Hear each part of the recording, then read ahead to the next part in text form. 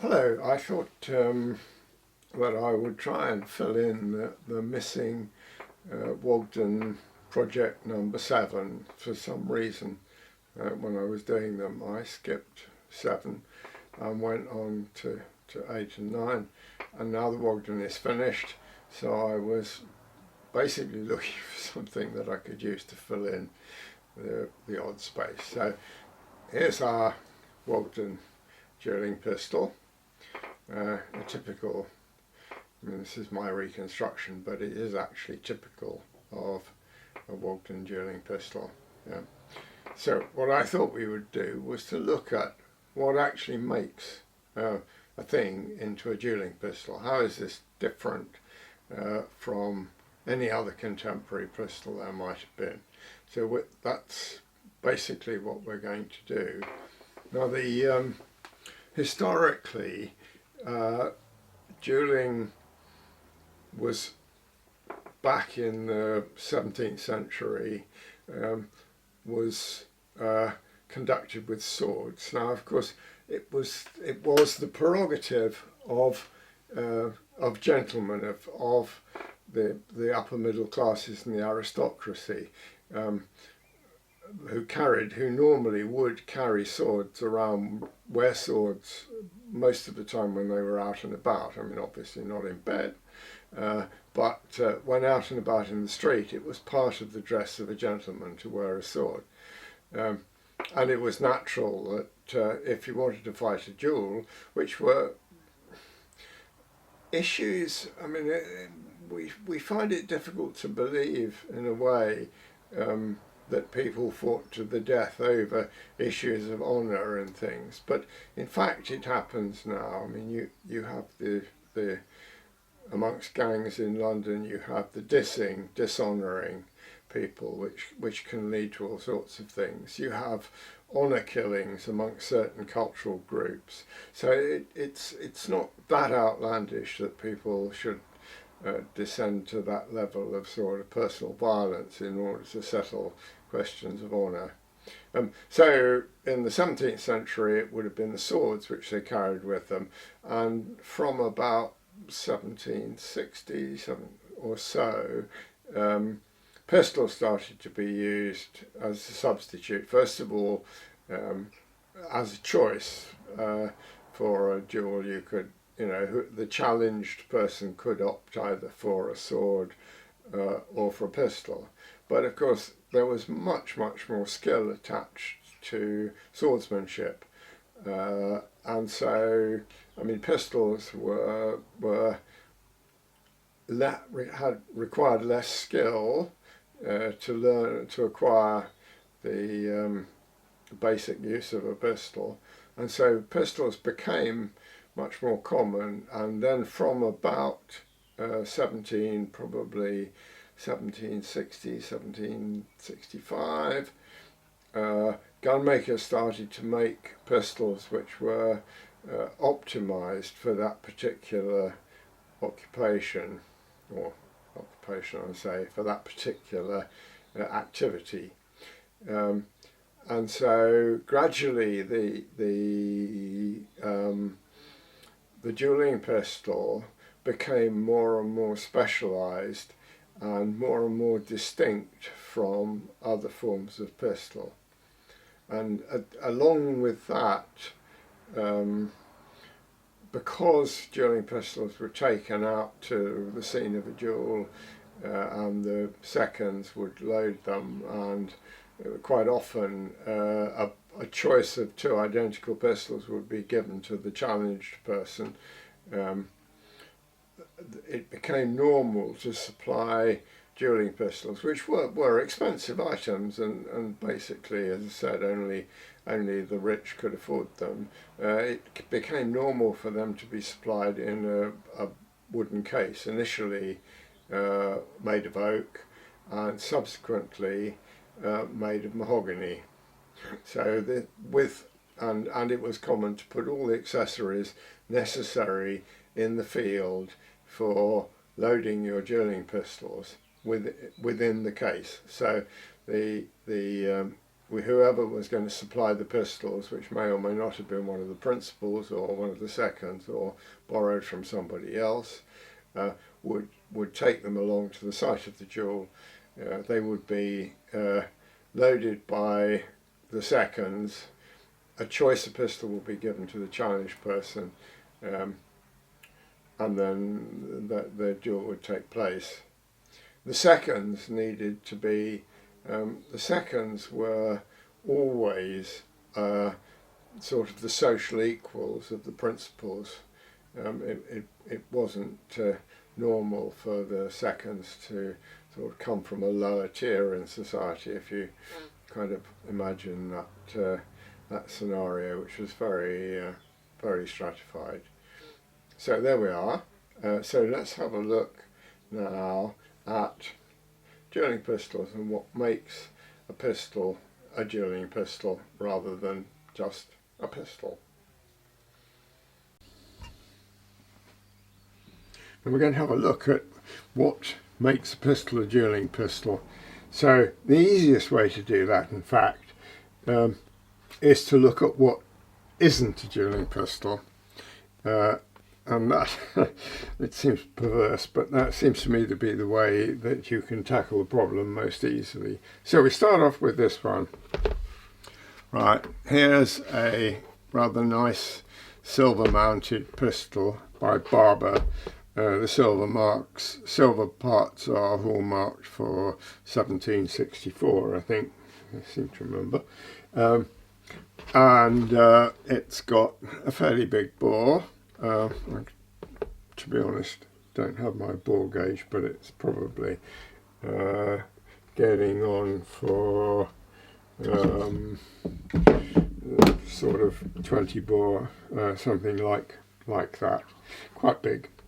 Now that would have been a typical horse pistol carried in holsters either side of a saddle or used, and that would have been what was first taken over and used as a dueling pistol. So in the early days of dueling pistols, they would have used those pistols, and then they started to make them more or less for dueling, and they would have looked very like that. By somewhat a little later than that, some other patterns of not dueling pistols appeared. For instance, there's a couple of, here's a late flintlock pistol by Nock. This is probably from about almost the turn of the century, so almost 1800 probably, if not a little bit after that. I can pick on that because of the design of the cock, and it's a teeny bit loose on its shaft, and which would make me wonder whether it had been replaced at some point, and the rainproof pan. So this is a fairly late one, but that is what we would call an officer's pistol. It's a little too short in the barrel to be a dueling pistol. It's not elegant enough. The dueling pistols were very elegant, so it's a rather hefty little jobby. It has a round barrel, which is possible that I mean, early dueling pistols did have round or French barrels, which were sort of oval with a flat on the top. So that's not a dueling pistol. And similar, there's another one that was probably an officer's pistol. This one's got a captive ramrod, which means that it was probably intended to be used on horseback. So that's that one. Now you will notice that this one has a quite short barrel, about 8-inch barrel. The previous one I looked at had just over 8 inches, 8.5-inch barrel. Now when we come to And then let's look at another one that wouldn't have been a dueling pistol quite obviously, is a pocket pistol like that. I mean, that's a percussion one, but lots of little pocket pistols like that were made, a lot of them very crude, in flintlock as well as percussion, and they weren't dueling pistols. So, dueling pistols. So there's one, that's an Irish dueling pistol. What can I say about that? What makes it a dueling pistol? And there's my Wogdon, which is a fairly good copy of what it should be. So the first thing is that the barrels are a bit longer than they were on the officers' pistols. They are almost always 10 inches long. So that's the first thing that distinguishes them. They're also rather more elegant, particularly the Hutchinson. The Irish were very fond of duelling, and they made some beautiful duelling pistols. This one is quite late on. This is probably 1785, 1780, yeah, and 1790. It could be as late as 1795. The Wogdon is probably 1780 as well. So they've got 10-inch barrels. The other thing that marked out most good quality dueling pistols is that they've both got set triggers. So the Hutchinson has a set trigger, a non-adjustable set trigger. So you can move the trigger forward when it catches, and then when you want to fire it, you touch the trigger and it will go off. So that's that. The Wogdon has an adjustable set trigger, which has got a little screw in front of the trigger that is enables you to adjust how sensitive it is. There's another type of set trigger which has two triggers, one behind that you press to cock it, and one in front that you press to fire it off. So there we go. So that's sort of a dueling pistol, set trigger, 10-inch barrel, elegant shape, although I would say that the Wogdon wasn't that elegant. I may have made it perhaps a shade heavier than it needed to be. The Hutchinson is really elegant. Sights, if I go back to quickly look at sights, the horse pistol has no sights. The Barber horse pistol has no sights. The Nock officer's pistol has a foresight but no rear sight, so that's not really useful for sighting. This one, the Andrews, actually has a foresight very similar to the Wogdon, a silver foresight let in there, and similarly a rear sight on the false breech. So sights are another thing. So here's just for a bit of detail. Here's the get it in the right place. Here's the mechanism for the set trigger,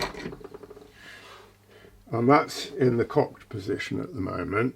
So it has this, if you can see, this is a very large spring here that powers the set trigger. So it has to have basically has to get some power from somewhere, because you're putting a very light touch on the trigger, and it's got to work the sear, which is a certain load, probably.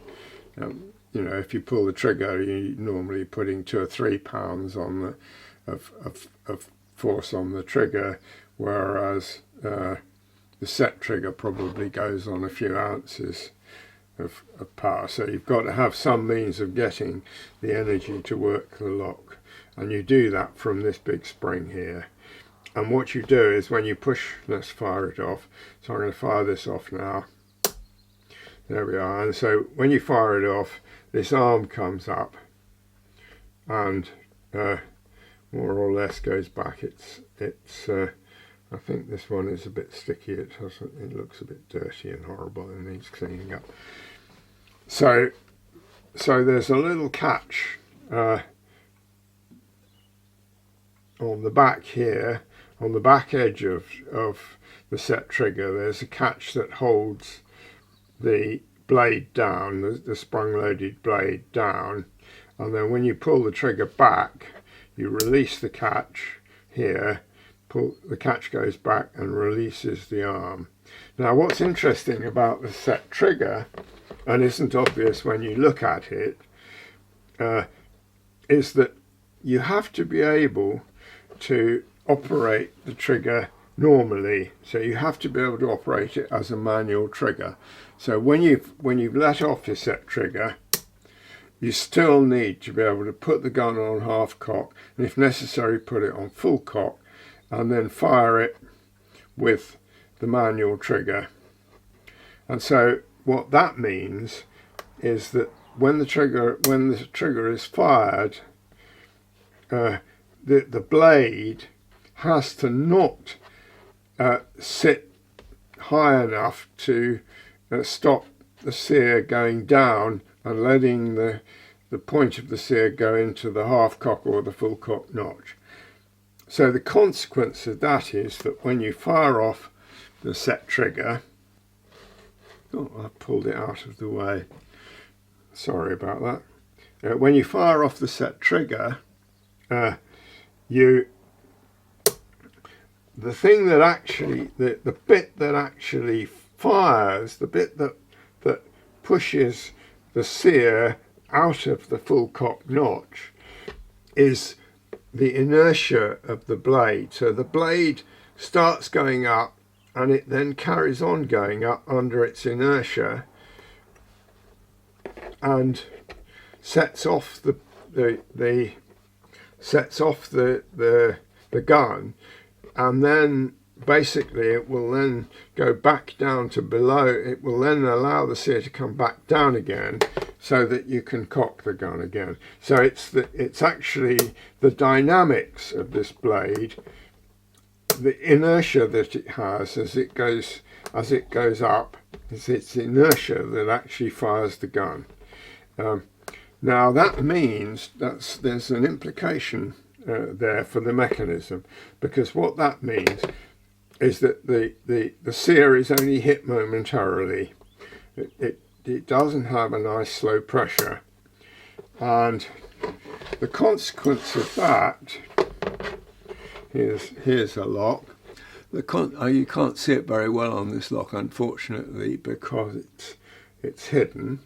But the consequence of that is you cock, and it doesn't have a cock on it, so I can't cock it. But the consequence of that is that if you were to fire the gun manually, you fire it with the trigger normally without a set trigger employed. You press the trigger, and that holds the sear out of the way of the tumbler for long enough for the half cock notch to go bent, to go past the end of the sear. So you press the trigger, you hold the trigger out of the way automatically, you don't have to think about it. You hold the trigger out of the way, and the sear goes down past the half cock. The tumbler rotates, and the half cock notch passes the sear without it engaging. Now, if you have a set trigger working, instead of a nice gentle pull on the sear, you just hit it, just briefly hit it, and that means that it can pop back in to the half cock notch as the tumbler rotates. There's nothing keeping it out of the half cock notch. And so the way around that is inside the lock, and it's two it's too complicated in this lock for me to be able to show you really. It's very difficult to see. But inside the lock here, there is, well, I don't know whether you can see it, there is a little teeny lever here called a detent, and the lever pivots on the tumbler and intercepts the sear as it runs down the face of the tumbler and stops it going into that notch.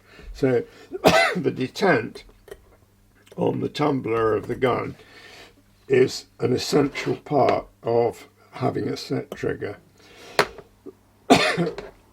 So there were some dueling pistols that didn't have set triggers, but most of the ones, certainly the late ones, sort of 1785, 1795 and so on, would have had a set trigger of one pattern or another, quite often just like this, and a detent on the tumbler. So there we are. That's our Wogdon. That's our dueling pistol. There's, by comparison, an Irish dueling pistol. The similarly sighted, similar barrel length, similar sort of size. Wogdon went in for quite. Wogdon fitted the stocks, the butts of the stocks, to the hands of the people who bought them. So almost all of Wogdon's guns have a slightly different shape butt, because he would fit them to the hand.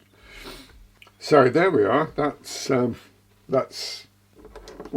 dueling pistols. That's what makes a dueling pistol a dueling pistol. So thank you very much.